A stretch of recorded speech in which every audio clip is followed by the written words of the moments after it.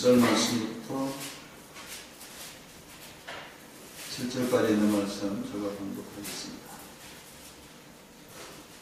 안식일이 다 지나고 안식 후 첫날이 되려는 새벽에 막달라 마리아와 다른 마리아가 무덤을 보려고 갔더니 큰 지진이 나며 주의 천사가 하늘로부터 내려와 돌을 굴러내고 그 위에 앉았는데 그 형상이 번개 같고 그 옷은 눈과 같이 익은을 지켰던 자들이 그를 무서워하여 떨며 죽은 사람같이 되었더라.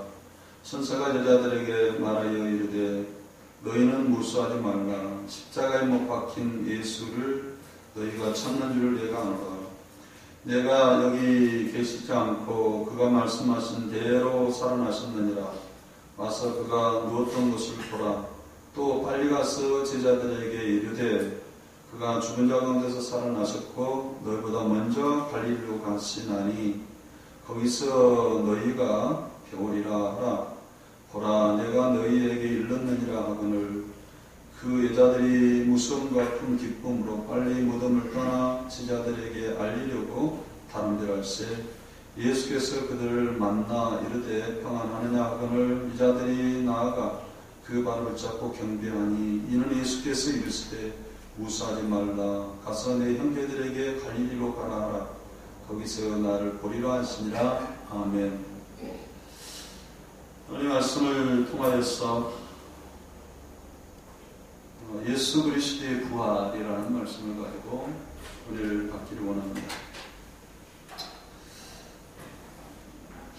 제자들은 예수님의 부활을 목격하고 예수님의 부활을 체험하기 전에는 십자가의 은혜가 뭔지를 잘 깨달을 수가 없었어요. 왜냐하면 제자들은 그 예수님의 십자가의 처절한 죽음이 어떻게 저렇게 메시아인 하나님의 아들인 메시아가 저렇게 무능력하게 죽을 수 있을까? 세상의 권력 앞에, 사탄의 권력 앞에 저렇게 붕괴될 수 있을까? 이렇게 생각하고 뿔뿔이 흩어지고 의기소침하고 낙심이 되고 절망을 했던 것을 볼 수 있습니다. 제자들은 도망하고 피신하고 숨었습니다. 제자들을 도망하고 피신하고 숨고 두려워 떨고 있었던 것은 십자가를 진심으로 이해할 수가 없었어요. 이건 하나의 극단적인 증거인데 십자가를 이해할 수가 없었던 증거입니다. 그래서 제자들은 예수님의 부활을 목격하고 난 다음에 십자가의 은혜가 뭔가, 십자가의 의미가 뭔가 라는 것을 깨닫게 되었던 겁니다. 그리고 이제 부활의 신앙을 갖고 난 다음에 죽음을 두려워하지 아니하고 가서 복음을 전했던 것을 우리는 잘 알 수 있습니다. 제자들은 부활의 신앙을 정확하게 이해하지 아니하고서는 이 하나님의 기적, 하나님의 십자가의 은혜 이런 것들을 정확하게 이해할 수가 없는 겁니다. 사실은 우리의 신앙도 마찬가지입니다. 부활이라는 의미를 정확하게 이해하지 못하면 십자가의 은혜도 퇴색이 되고요. 또 예수님의 기적, 예수님께서 나병 환자를 고치시고 열병 걸리는 사람들을 고치시는 그러한 기적의 의미가 뭔지를 잘 이해할 수가 없어요. 그래서 어떤 사람들은 예수님이 열병을 고치는 사건들이 있는 것을 예수님이 참 능력이 많다, 권세가 많다, 이것으로 한정시켜버리고 많은 것을 볼 수 있습니다. 그렇기 때문에 여러분들도 부활의 은혜가 뭔가, 부활이란 뭔가를 깊이 알고 깊이 체험해야 됩니다. 부활의 의미가 뭡니까? 어떻게 경험하고 어떻게 체험하면서 부활의 의미를 우리가 알아갈까? 그리고 부활의 의미를 알고 난 다음에 내 신앙의 행동이 어떻게 달라질까? 라는 사실이에요. 부활의 의미를 알고 난 다음에 여러분의 신앙이 어떻게 달라질 것 같아요? 제자들이 부활의 예수님을 체험하고 난 다음에 어떻게 신앙이 달라졌고 어떤 행동이 나왔을까? 라는 것을 여러분들이 좀 깊이 생각해 둬야 된다라는 사실이에요. 자, 여러분 한번 오늘 본문 말씀 보십시다. 본문 말씀 28장에 보면 여자들이 막달라 마리아가 무덤을 찾아갔습니다. 무덤을 찾아갔는데 가서 향유라도 부어 예수님의 그 시체에 향유를 붓기 위해서 찾아갔는데 무덤을 봤더니 갑자기 큰 지진이 일어나며 천사가 하늘부터 내려오는 거예요. 그리고 돌을 굴러내고 그 위에 앉았는데 천사의 형상은 번개 같기도 하고 옷은 하얀이 지금까지 보지 못한 눈부실 정도로 하얀 옷을 입고 그렇게 그 돌문을 지키던 그 천사들이 있었어요. 천사들 보니까 이 두 여자가 기절초풍한 거죠. 무서워하고 두렵고 떨리고 그랬을 때에 이 천사들이 설명한 겁니다. 예수님은 십자가에서 돌아가셨는데 이제 부활했다 말이지. 이걸 봐라. 여기 누우신 곳이다 라는 거예요. 그래서 이것을 보기 위해서 이것을 보고 들어가 보니까 예수님께서 쉐마포 피 묻은 흔적들 이런 것들을 다 보고 예수님 부활하였다. 이 소식을 제자들에게 빨리 알려야 되겠다.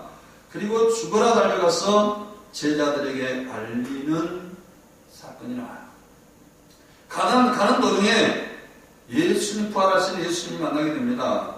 예수님이 9절에 만나면서 예수께서 그들을 만나 이르시되 평안하느냐 하거늘 여자들이 나아가 그 발 붙잡고 경배하니 그랬어요. 여자들이 무서워서 큰 기쁨으로 빨리 무덤을 떠나 제자들에게 알리려고 다른 줄 알세 8절에 9절 예수께서 그들에게 만나 이르시되 제자들을 만나가 이 여인들을 만나 평안하냐 그러니까 여인들이 예수님을 보고 행동이 뭘로 달라졌어요? 경배했다라는 사실. 지금까지 이 여인들은 예수님께 경배한 적이 없어요.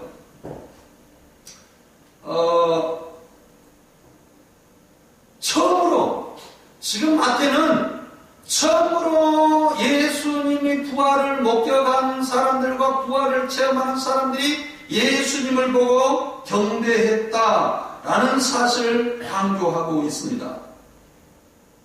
우리가 여기서 깊이 알아야 됩니다. 왜 예수님이 부활하신 예수님을 보고 제자들도 이제 갈릴리 가가지고 예수님을 처음 만났을 때 그들이 발 앞에 무릎 꿇고 경배를 했어요. 그리고 이 여인들도 예수님 발 앞에 여기서 무릎 꿇고 경배를 했다라는 거예요. 왜 경배했느냐? 예수님의 신분이 달라졌다라는 사실이에요. 예수님의 신분은 여태까지 예수님의 신성과 예수님이 만왕의 왕이시고 이런 그 예수님의 신성을 감추시고 우리 인간처럼 됐어요. 그래서 예수님을 바라볼 때에 경배의 대상으로 사람들이 보지를 않았어요. 여태까지는. 그래서 사람들이 어떻습니까? 경배의 대상으로 봤느냐? 그렇진 않아요. 예수님을 바라볼 때 뭘로 바라봤느냐? 멸시하고 천대하고 무시하는 대상으로 봤죠. 이사야서 53장 2절에 그는 주 안에서 자라나기를 연한 순 같다. 마른 땅에 나오는 뿌리 같아서 보 모양도 없고 품체도 없은즉 우리가 보기에 흠모할 만한 아름다움이 없도다. 그는 멸시를 받아 사람들에게 버림받았고 강물을 많이 겪었으며. 여러분들이 예수님이 부활하기 전까지 예수님의 모습은 고 모양도 없고 등치가 커서 품체도 없고 사람들이 예수님을 바라볼 때 흠모할 만한 멋있다. 야, 진짜 저 사람 존경할 만하다. 저 사람 높일 만하다. 라는 그런 아름다운 것이 없었다라고 성경은 증거하고 있습니다. 그래서 사람들이 예수님을 멸시하고 무시하고 천대했죠. 옆에 있는 십자가에서 죄를 짓고 돌아가는 그 사람조차도 멸시하고 천대하고 무시했어요. 제자들도 예수님을 높이고 경배하고 이렇게 했습니까? 예수님이 부활하기 전까지는 제자들조차도 예수님을 멸시했어요. 예수님이 십자가에 돌아가셨는데 저주하면서 나는 모른다고 이야기했잖아요. 여러분들이 이것을 분명하게 우리가 알아야 됩니다. 사람들이 예수님을 향하여 뭐라고 조롱했느냐? 유대인의 왕으로 조롱했어. 야, 네가 유대인의 왕이냐? 하나님의 아들이냐? 한번 뛰어내려와라. 네가 십자가 하나도 못 이기냐? 그냥 웃긴 사람이다.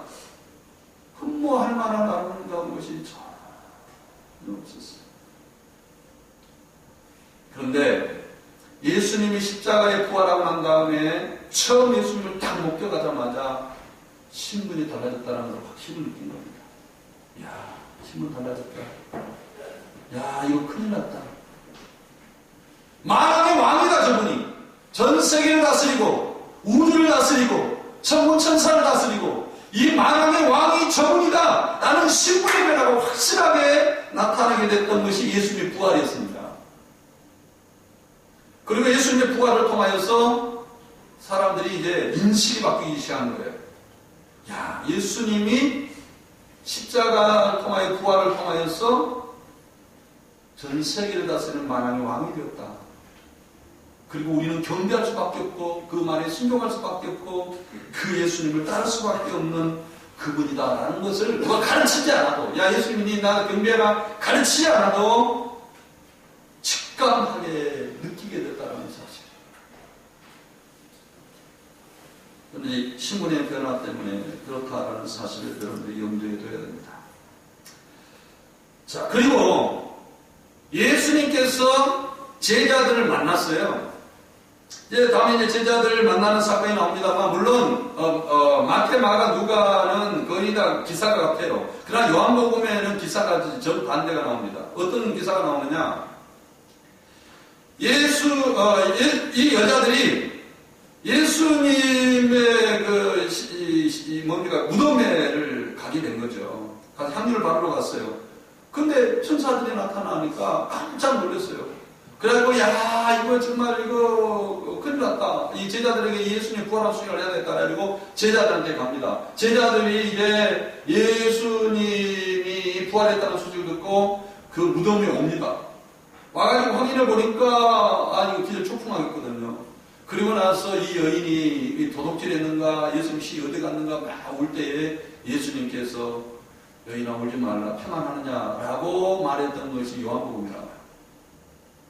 그러나 마태, 마가, 누가는 그런 내용하고 정반대 내용이 나옵니다. 어떤 사건이 나오는지 아시죠? 오늘 본문 말씀 읽었으니까 여러분 잘 알 거예요. 어떤 사건이 나옵니까?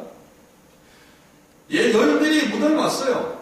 무덤에 왔는데, 아니, 거기가 지진이 일어나고 이상한 역사가 있는 겁니다. 야, 이거 큰일 났다. 근데 천군 천사들이 거기에 무덤 지키고 있었어요. 그리고 예수님이 부활했다는 소식을 들어요. 야, 이거 제자들이 빨리 알려야 되겠다. 가는 도중에 예수님께 여인들에게 평안하느냐라고 물었다라는 거예요. 요한복음하고 마태, 마가, 누가복음하고 이 부활의 기사가 전혀 다르게 이렇게 나오는데 그 사람이 왜 그러느냐? 요한복음에는 예수님의 부활이 체험을, 제자들이 의심하는 도마 같은 이 제자들이 어떻게 예수님을 부활을 체험했는가라는 것을 기록하기 위해서 요한복음 기록하고 있어요. 그렇기 때문에 제자들이 의심하고 또 십자가에 갔는 무덤에 갔는데 거기에서도 도둑질하는 거 아닌가라고 의심하고 이런 과정들을 그리고 있고요. 마태, 마가는 그런 것을 그리고 있는 것이 아니라 예수 그리스도의 부활이, 예수 그리스도의 십자가와 부활이 예수님이 그리스도다라는 것, 만왕의 왕이 되었다라는 것을 기록하고 있는 것을 볼 수가 있습니다. 예수님의 만왕의 왕이다. 이제 우리를 다스리고 이 천군 천사를 다스리는 만왕의 왕이 되었다. 신분이 완전히 바뀌었다. 그것은 뭘 통하여? 부활을 통하여서 그렇게 됐다. 이 제자들 말이죠. 이 부활을, 예수님의 부활을 체험하면서 십자가의 의미와 예수님의 기적의 의미가 무엇인지를 재해석하게 됐던 것입니다. 여태까지 십자가의 의미도 제대로 알지 못했던 제자들이 예수님의 신분이 달라지면서 예수님의 부활을 느끼면서 완전히 머리가 예수님의 십자가 의미와 이것을 알게 됐던 것을 볼 수가 있습니다. 여러분도 부활의 의미를 정확하게 이해하지 않냐면 여러분들도 십자가의 의미를 잘 알고 있다 하지만 그건 뻥입니다. 부활을 이해하지 않고서는요, 십자가가 잘 이해가 안 돼요. 오늘 여러분들이 부활절날 이 부활의 의미가 뭔지를 정확하게 이해하는 역사가 있기를 바랍니다.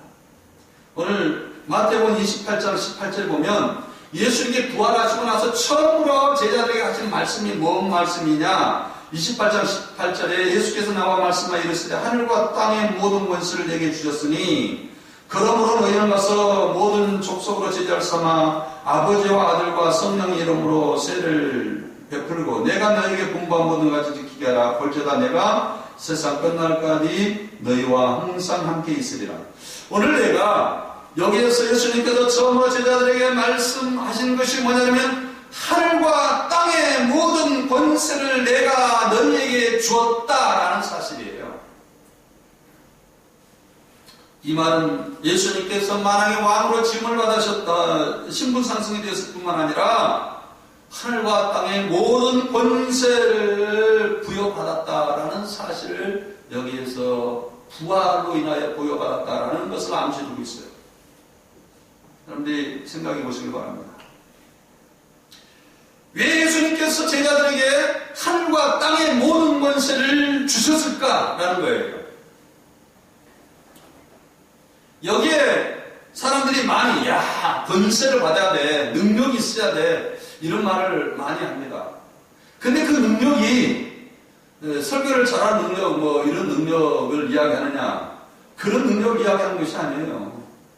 무슨 능력을 이야기하고 있느냐? 하늘과 땅의 모든 권세를 제자들에게 주었다라는 것은 뭐냐면, 여러분이 예수님이 사탄에게서 하늘과 땅의 모든 권세를 빼앗아 왔어요. 예수님 빼앗긴 권세가 아니에요.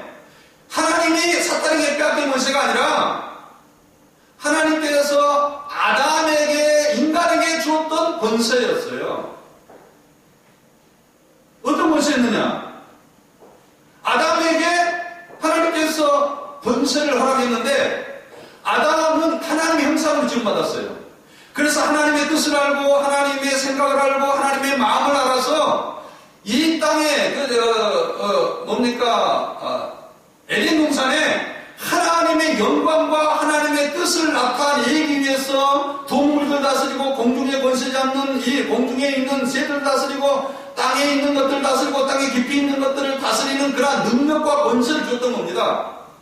그래서 아담이 하나님의 영광으로 하나님의 형상을 입어가지고 하나님의 뜻과 하나님의 마음이 뭔가를 영적으로 잘 판단하여서 동물들 다스리고 사람들과 뭐 천군 천사들 이런 걸 다스리면서 그들 속에 하나님의 영광을 드러낼 수가 있는 권세가 아담과 하와에게 주었던 겁니다. 아담에게 줬어요.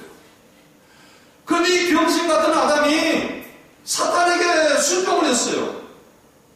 그래서 이 연합이 우려집니다. 사탄의 말만 잘 듣고 사탄의 말에 옳목갖고 사탄의 말에 순종하다 보니까 하나님의 뜻을 모르고 하나님의 마음을 모르고 우리가 삶을 에덴 동산을 다스리고 이렇게 하면서 하나님의 영광과 하나님의 뜻과 하나님의 마음을 그 속에서 사랑도 드러내고 거룩도 드러내고 영광도 드러내고 하나님의 인품도 드러내고 삶 가운데 드러내야 되잖아요.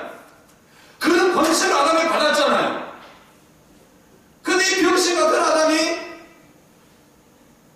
그것을 다 잃어버렸어요. 누구에게? 사탄에게 빼앗겨버렸어요. 그래서 지구상의 모든 권세가 아담에게 주었던 권세가 사탄이 다 차지하게 겁니다. 그러니까 마태복음 4장에 보면 사탄이 예수님을 광야로 불러내가지고 예수님께 물어보죠. 금식하면서 야 네가 나한테 절하라. 절하라는 말은 네가 나를 섬기고 나를 왕으로 섬기고 나의 말을 아담이 내 말에 순종한 것처럼 그렇게 나 말에 순종해라. 예수님이 제2 아담으로 오셨어요. 아담이 실패했던 것을 성공하기 위해서 오셨어요. 아담 그랬어요. 이 사탄 말이죠. 아담에게 빼앗겼던 권세와 영광과 부와 이런 왕의 모습을 다 아담에게 빼앗겼던 권세를 갖고 있었던 겁니다. 예수님이 인간으로 이 땅에 태어났는데 그러니까 예수님께서 그때부터 이제 영적인 전쟁을 하잖아요. 금식하고 영적인 전쟁, 인간 마음속에 있는 영적인 쭉 하면서 직격탄을 날리는 것이 예수님이 십자가의 죽음이었어요. 십자가의 죽음으로 인하여서 사탄의 권세를 꺾어버린 겁니다. 사탄의 머리를 상하는 거예요. 그러니까 어떤 사람이 생각할 때, 야, 사탄의 머리를 예수님께서 상하게, 사탄의 권세를 꺾어버렸는데, 야구방망이나 아니면 골프채로 가지고 사탄의 대가리를 상해버렸나 보다. 그런 것이 아니라, 도덕적인 치명탈이거든. 이번에 보세요. 새 몸과 뭔가, 내 몸과, 이번에 세월, 거기에 있는 그 구원파 소속된 그러한 그 회사이잖아요. 근데 그런 도덕적인 치명탈 그러니까 회사 자체가 졸리기 어려워요. 언제 그 회장을 갖다가 뭐 예수님께서 머리를 빠겠나요? 사탄의 머리를. 치명탈이군요. 힘이 없어요. 그런 것처럼 여태까지 아담이 전 인류가 아담부터 시작해서 예수님 오신 전까지 수천만 수억만 사람들이 다 사탄에 굴복해 있는데 이제 예수님께서 사탄이 이길 수가 있는 그러한 권세를 얻게 되는 겁니다. 십자가의 죽음으로, 순종함으로. 그래서 예수님께서 십자가에서 돌아가시고 난 다음에 예수님 어떻게 됐습니까? 예수님께서 부활하심으로 인하여서 사탄에게 주어졌던 그 빼앗겼던 그 권세를 찾아왔어요. 그래서 이제 제자들에게 아담에게 빼앗겼던 권세를 제자들에게 주었던 거예요. 그래서 예수님께 부활하시고 나자마자 제자들에게 찾아가서 내가 하늘과 땅의 모든 것을 내가 너에게 주었다. 이제 너는 모든 족속으로 제자를 삼아 아버지와 아들과 성령의 이름으로 세례를 주고 내가 너에게 분부한 모든 것을 가르쳐 지키게 하라. 왜냐? 내가 너와 항상 함께 할 것이다. 예수님의 명령이었습니다.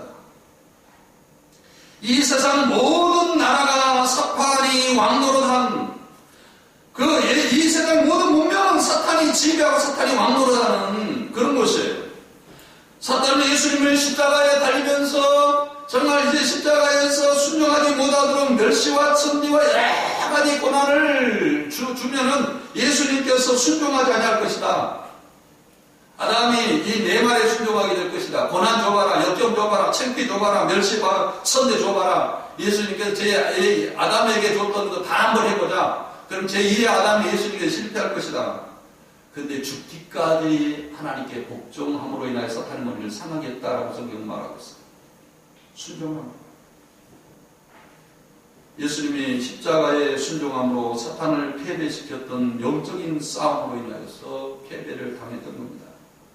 그리고 이제 처음으로 하나님의 아들이 되었어요. 그리스도가 되었어요. 그리고 나서 이제 이 권세를 우리에게 줬던 겁니다. 우리에게. 그래서 성경의 복음 그럴 때 십자가의 복음 그렇게 말하는 것이 아니라 그리스도의 복음이다 라고 말을 하고 있다는 거예요. 따라합시다. 무슨 복음요?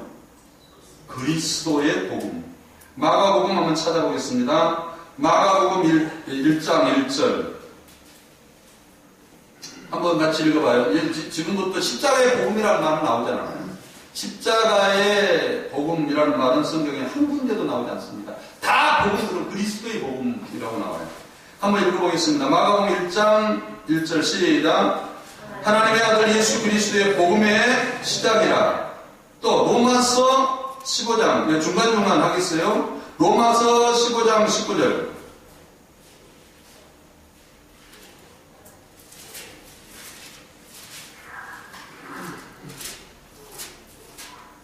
로마서 15장 19절 같이 한번 읽겠습니다. 시작. 표적과 기사의 능력으로 성령의 능력이 이루어졌으며 그리하여 내가 예루살렘부터 두루 행하며 일루리공까지 그리스도의 복음을 편만하게 전하였노라. 그리스도의 복음을 전했다. 갈라디아서 1장 7절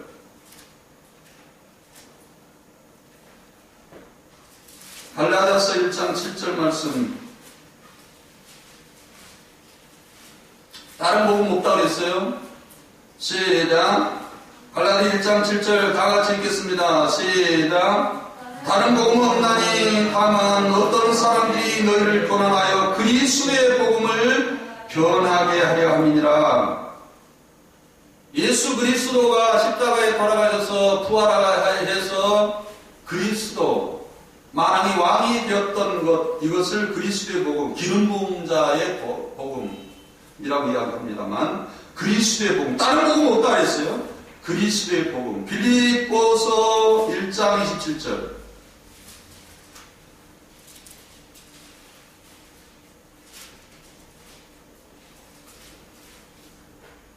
같이 한번 읽겠습니다. 시작. 오직 너희는 그리스도의 복음에 합당하게 생활하라. 이는 내가 너희에게 가거나 떠나 있으나 너희가 한 마음으로 서서 한 뜻으로 복음의 신앙을 위하여 협력하는 것과, 여기 보면 뭐라고요? 오직 너희는 그리스도의 복음에 합당하게 생활하라. 성경에 말하는 십자가의 복음은 없습니다. 십자가와 부활은 그리스도의 복음을 만들어냈어요. 그래서 어떤 사람 십자가의 복음, 부활의 복음 그러기도 하고, 정확한 말에 의하면 그리스도의 복음이라고 이야기해요. 그러면 그리스도의 복음에 합당하게 생활하라, 이 말은 무슨 뜻이에요? 가서 복음만 전하라, 그런 뜻인가요? 그리스도 복음에 합당하게 생활하라 라는 것은요, 예수님께서 아담에게 빼앗겼던, 사탄에게 인간이 빼앗겼던 모든 권세, 하나님의 뜻과 하나님의 마음을 알아서 정말 이 땅을 다스리고 하나님의 영광을 드리고 하나님의 마음을 드리고 하나님의 사랑을 드러내고 하나님의 거룩을 드러내야 될 그 권세를 잃었는데, 그런 권세를 예수님께서 다시 찾아주시면서 내가 너에게 권세를 줬단 말이지. 그래서 내가 너에게 세례를 주고, 이 변화시켜서 세례를 주고, 아버지에게 우리가 받은 명령을 지켜서 하나님의 영광과 뜻을 드러내는 그런 것들을 가리켜서 뭐라고 이야기해요? 그리스도 복음에 합당하게 생활한 것이다 라는 거예요. 그래서 많은 사람들은 극단주의, 요즘은 한국교회는 극단주의 그런 믿음이 좋은 줄 알아요. 극단적인 행동, 극단적인, 오직 가정도 내팽개치고 하나님의 마음과 하나님의 생각과 하나님의 사랑과 거룩함 이런 걸 전혀 생각하지 않냐고, 오로지 가서 전도하고 열심히 믿고 이런 것이 복음에 합당한 것이다. 그것도 복음의 삶인데 그건 일부의 20%밖에 안 되는 복음의 삶입니다. 그렇기 때문에 예수 그리스도의 십자가의 복음이 뭐냐? 그리스도의 복음. 그리스도라는 말은 기름 부음. 선지자에게 기름 부었고, 선지 왕에게 기름 부었고, 제사장에게 기름 부었어요. 그런데 이 사역을 예수 그리스도가 완성시켜서 하나님의 아들로 인정받았던 것이 뭐냐? 그리스도예요. 그것을 가리켜서 그리스도의 복음이다 라고 말을 했던 겁니다. 근데 그리스도 복음은요, 저 책에 하나님의 나라, 십자가의 복음과 그리스도의 복음이라는 책이, 내가 쓴 책이 있는데, 거기에 보면 너무 상세하게 나와요. 그 책을 사서 읽어보든지 아니면 저한테 이야기하면 제가 사드리겠습니다. 이제 오늘 본 말씀에, 그렇다면 이 예수님의 부활의 의미가 뭐냐? 부활의 의미가 우리가 어떤 예수님을 부활을 체험할 때 어떻게 체험해야 되느냐? 그래야 내 신앙이 온전해지고 내가 십자가의 의미나 아니면은 그 여러 가지 예수님의 기적, 이런 여러 가지 예수님의 말씀 이런 것들이 정말 이 줄기처럼 말이지 쫙 뛰어가지고 나에게 은혜가 되고 이렇게 될 텐데, 그 부활의 의미가 뭐냐라는 것입니다. 사복음서의 의미를 자세히 말씀을 드려야 되나 시간이 안 돼서 오늘은 마태복음 28장 7절에 1절에서 7절까지 있는 말씀만을 가지고 부활의 의미를 한번 새겨보려고 해요. 그래서 오늘 은혜 받았으니까 내가 부활의 의미를 다 깨뜨렸어. 하나님은 그렇게 한 번에 우리에게 다 알게 만들어지질 않아요. 하나님의 복음은요, 한 번 깨달은 것이 아니라 반복적으로 깨닫게 만들고, 늘 심화되게 만들고, 더 깊이 깨닫게 만들고, 반복적으로 깨닫게 만들고, 더 깊이 심화되도록 만들어요. 신앙도 더 심화되도록 만드는 게 복음이에요. 그러니까 어떤 사람은 한 번에 딱 깨달았다. 이것은 다 가짜들입니다. 예수님 복음 그렇게 깨달아지지 않아요. 복음서도 마찬가지고요. 그래서 복음서 오늘 본 말씀을 여러분 은혜 받다고 해가지고 내가 부활만큼 내가 완전히 정복했어, 끝났어, 이런 소리 하지 않기를 바랍니다. 오늘 1절 말씀부터 보겠습니다. 오늘 마태복음 28장 1절 한번 읽어보도록 하죠. 안식이 다 지나고 안식 후 첫날이 되려는 새벽에 막달라 마리아와 다른 마리아가 무덤을 보려고 갔더니 그건 지진이 나며 주의 천사가 하늘로부터 내려와 돌을 굴러내고 그 위에 있었더라. 여기 보면 안식일이 다 지나고 안식 후 첫날이 되어서, 여기 안식이 다 하고 안식 후 첫날이 되는 이명의 이 말은 뭐냐면 안식일이 저물고 안식 후 첫날이 밝아오는 때라고 원문은 해석하고 있어요. 이 말은 주님의 부활이 주님의 날이 밝아오고 있는 때라는 사실. 마태는 예수님의 부활을 뭘로 봤느냐?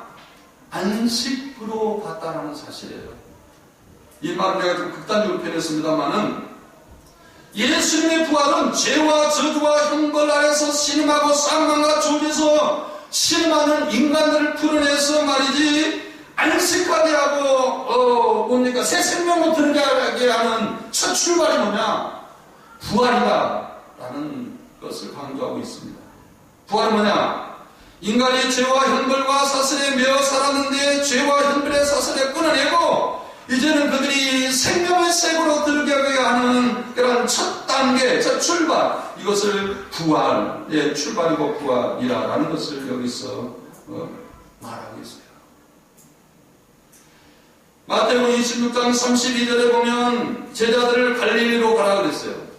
제자들을 막달라 마리아는 예수님 무덤에서 막달라 마리아 둘을 만나줬어요.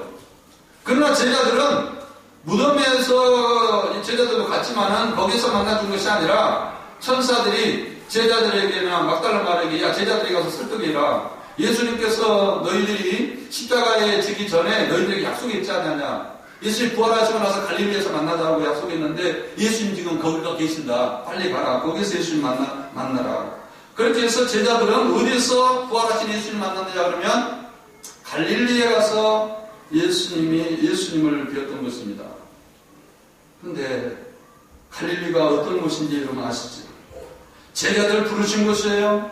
부르신 것이고 갈릴리에서 하나님의 나라를 전파하고 하나님의 나라에 대한 기적을 행하시고 하나님 나라를 설명하고 천상에서 하나님의 복음을 선포하였던 그곳이 갈릴리였던 것입니다. 그런데 이들이 예수님의 부활을 이해하지 못하고 신앙이 실패했었을 때 어디로 불렀을까요? 갈릴리로 불렀다라는 사실이에요. 갈릴리. 8장 10절에 한번 보겠습니다. 이에 이르시되 무수하지 말라. 내가 네 형제에게 갈릴리로 가라 하라. 거기서 나를 보리라. 누구에게요? 여자들에게. 네 형제들에게, 제자들에게 가서 말하기를 갈릴리 가서 나를 좀 배짜 빨리 가서 이야기해라. 내가 갈릴리 기다릴 테니까 갈릴리로 가라. 제자들은 갈릴리가 신앙의 실패에 무너지겠습니다. 여러분 여기서 알아야 돼요. 예수님의 사역의 중심지가 갈릴리였는데 여기도 실패했어요. 부활의 신앙 이것을 갖지 않았기 때문에 실패했던 것입니다. 제자들은 갈릴리로 갔습니다. 갈릴리를 갔는데 먹을 것이 없으니까 배를 타고 고기를 잡는데 한 마리를 잡지 못했어요. 예수님께서 그들을 불러서 고기를 구워놓고 처음으로 예수님을 맞이하게 됐는데 그들이 예수님 맞이하자마자 예수님의 신분이 바뀌었어요. 만왕의 왕이었어요. 그때는 멸시하고 저주까지 하면서 십자가에서 부인했던 그 제자들이 예수님 바라보면서 경배를 했어요. 만왕의 왕이십니다.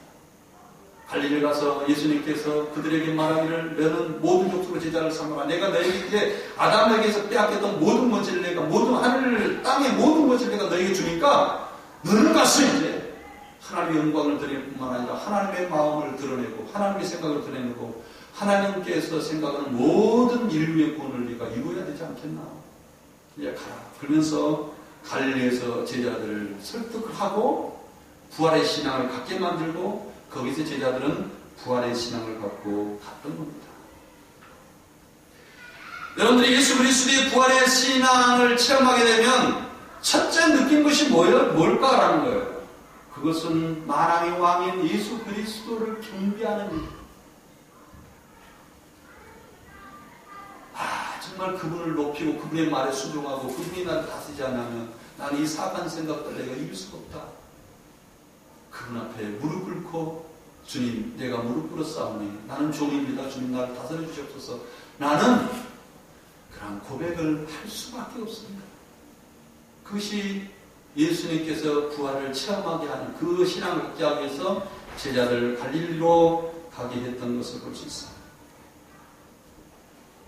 우리는 지금 아픔에 사로잡혀 있어요. 실패나 좌절과 낭만과 때론 미움과 이 어둠, 사탄들이 말이죠. 우리 마음속에 과거에 사로잡혀가지고 내가 생명의 삶을 살아가지 못하도록 아니면은 정말 저주의 삶을 살아가도록 내 안에 미움과 시기와 사람들을 원망하는 것과 이런 것들을 집어넣어놨어요. 그런데 예수님께서 우리에게 말씀하시기를 아니다. 이제 네가 사탄의 지배를 받아서는 안 된다. 내가 너에게 하늘과 땅의 모든 권세, 이 부활의 권세를 내가 너에게 허락했다. 너 어둠에 사로잡히지 말아야 된다. 증오의 미움의 과거에 내가 절망과 낭만에 사로잡혀서는 안 돼. 이것은 사탄이 우리를 멸망시키기 위해서 끌고 가고 있는 하나의 수단이에요. 수단. 여러분의 신앙을 멸망으로 끌고 가고 있는 하나의 수단이 뭡니까? 좌절과 낭망 아닙니까? 미움 아닙니까? 불순종 아닌가요? 이런 것에 어둠에 사로잡혀서는 되지 않습니다.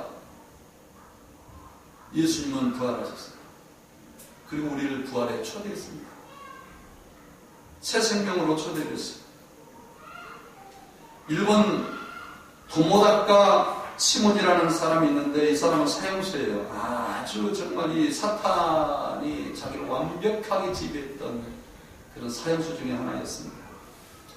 그런 사형수들이 일본 북계도의 탄광에 보내서 사형수들만 일하게 하는데 정말 미움과 시기와 절망과 어둠과 거기서 생활하는 것이 다 여기에 살아있으나 죽은 자들이죠. 사실 날마다 짜증이고 날마다 허무고.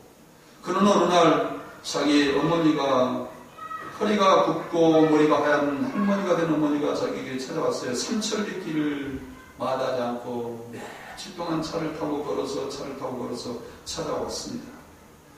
어머니를 보니까 너무 짜증났어요. 그래서 아들이 어머니를 보면서 구박을 했습니다. 하도 구박을 당하니까 어머니가 야 이제 내가 돌아갈 거다. 그러나 너에게 주는 손부터 하나 받아라. 그러고 던져놓고 갔는데 물론 거기도 음식도 있고 옷도 있고 그러지만 거기에 보니까 작은 성경책이 하나가 있었습니다. 어머니가 예수쟁이가 되었던 거예요. 그래서 야 이거 어머니 이 예수쟁이 안 되는데 하면서 이제 계속 담배를 피우고 고민하고 하는데 말이지. 자기 방에서 같이 사는 사형수가 있는데 이 사람이 어머니가 주는 성경책을 찢어가지고 말이죠. 거기다가 담배를 말아서 담배를 피우는 거예요. 이게 화가 난 겁니다.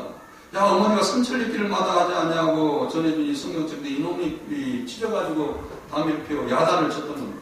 야 니도 믿지 않고 니도 그런데 너무 성경을 중요하다고 야 이거 약고 얼마나 좋냐 담배 쫙 말아가지고 피우면 얼마나 좋냐.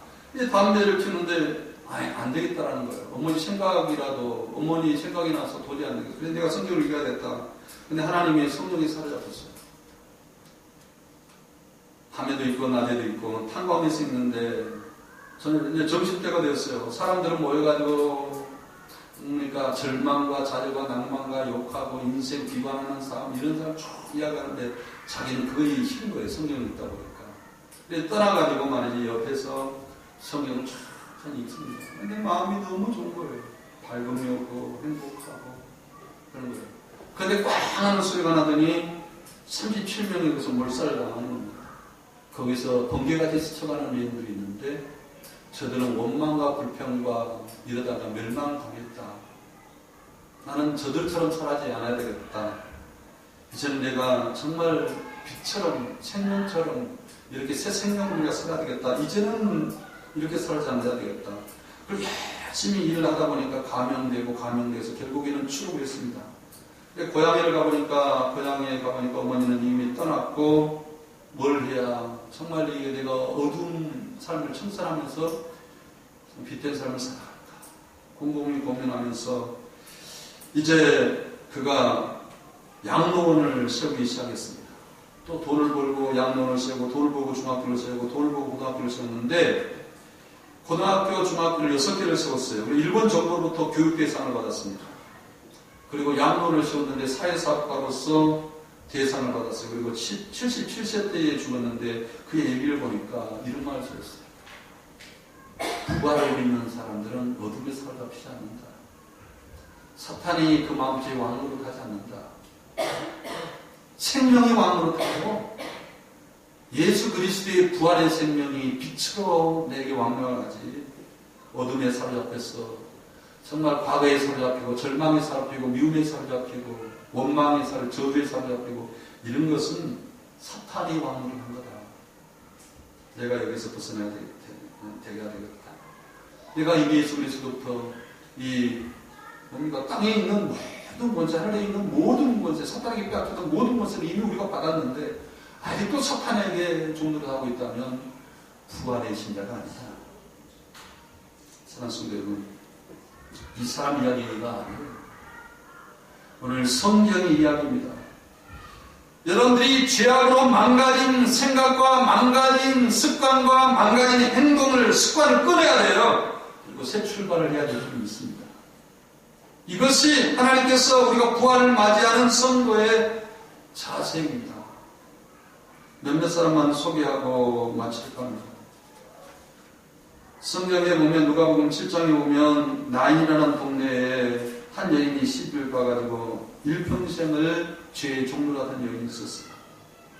남편은 일찍 죽고 저주 가운데 살아가다가 자기 아들마저 죽었습니다. 그리고 자기 아들의 장례식장 소망을 넣고, 그 나인이라는 것은 행복한 동네라는 뜻이에요. 행복이 있는 곳입니다. 그런데 그 행복이 있는 곳에는 그 비참함이 있는 이 여인이 살고 있었던 겁니다. 영적인 진치에 빠지고, 근데 예수 그리스도께서 찾아오셨어요. 그리고 나사로, 자기 아들 나사로 부르면서 살리는 역사가 있었습니다. 이 제자들은요, 여러분들이 나병 환자를 살리고 소경을 물뜨게 하고 문둥병자를 살리는 것은 예수님이 능력이 많아서 그렇겠다 이렇게 생각하면 큰 오산이, 물론 예수님 능력이 많았어요. 그것을 이야기하는 것이 아니었습니다. 뭘 이야기하지 아세요? 예수님의 십자가와 부활을 담보로 해서 사망의 권세를 이기시고 그것을 사망의 권세에서 벗어나게 하고 사망의 권세 자유롭게 하고 안식하게 하고 사망과 저주와 이 정말 이 지옥의 삶에서 건져내는 것이, 그것이 예수님의 기적의 의미였어요. 예수님의 기적의 의미는 늘 십자가와 부활을 담보로 하고 기적을 행한다는 사실을 우리는 알아야 됩니다. 제자들은 이것을 빠뜨렸어요. 예수님께서 기적을 행할 때마다 자기가 죽고 부활하고 사탄을 상하여 이것을 담보로 해서 기적을 행하고 있다라는 이것을 의미를 몰랐던 겁니다, 사실. 그러나 부활하고 난 다음에 예수님께서 이 모든 권세를 부여받고 예수님께서 사탄의 머리를 상하게 하면서 사탄에게 빼앗겼더니 권리를 다시 찾아주시는 그런 놀라운 은혜의 역사를 경험하면서 예수님이 기적이 바로 이런 거였고 설교가 이런 거였다라는 것을 체험을 했던 것을 여러분 아실 겁니다. 영국을 변화시키고 세계를 영적 대각성 운동을 일으켰던 스펄전 목사가 자기는 17살 때 이전에는 사망의 왕으로 됐어요. 그러나 하나님께서 주어졌던 그 새 생명, 하나님께 부활로 주셨던 새 능력을 가지고 그가 살아갔는데, 그가 하늘과 땅의 모든 것을 보여받고 이제 하나님께 영광을 돌리는 삶, 하나님의 뜻과 하나님의 마음을 드러내는 삶, 영광 돌리는 삶, 복음에 합당한 삶을 살게 되는 것을 볼 수 있습니다. 이백수도 마찬가지고요. 말씀 마치려고 합니다. 사랑하는 성도 여러분, 우리 부활절입니다. 아직도 어둠에 사로잡혀 있다면, 마음이 어둡다면 예수 그리스도의 십자가의 능력과 십자가의 피가 여러분에게 무슨 의미가 있겠습니까? 예수님이 부활하셨는데 아직도 어둠 가운데 거하고 세속 가운데 거하고 세상 가운데 거한다면 예수님의 부활이 여러분들에게 무슨 유익이 있겠어요? 저는 그리스도의 복음을 여러분들이 알아야 돼요. 예수님이 십자가와 부활을 통하여서 모든 권세를 지배받는 만왕의 왕이 되어서 그 왕으로서 우리에게 제 아담에게 주었던, 타락이 전에 주었던 모든 권세를 우리에게 되돌려놓는 축복 우리가 누리게 됐던 겁니다. 사망 우리에게 왕으로 줬고요, 하나님의 영광과 하나님의 뜻을 드러낼 수가 있는 그 은혜를 우리에게 입었어요. 여러분들이 하나님의 은혜 가운데 있기를 바랍니다. 저주 가운데, 절망 가운데, 좌절 가운데, 낭만 가운데, 원망 가운데 살아가는 성도가 한 사람도 없고 우리 주의 그리스도의 복음에 합당하게 생활하는 성도가 되기를 바랍니다.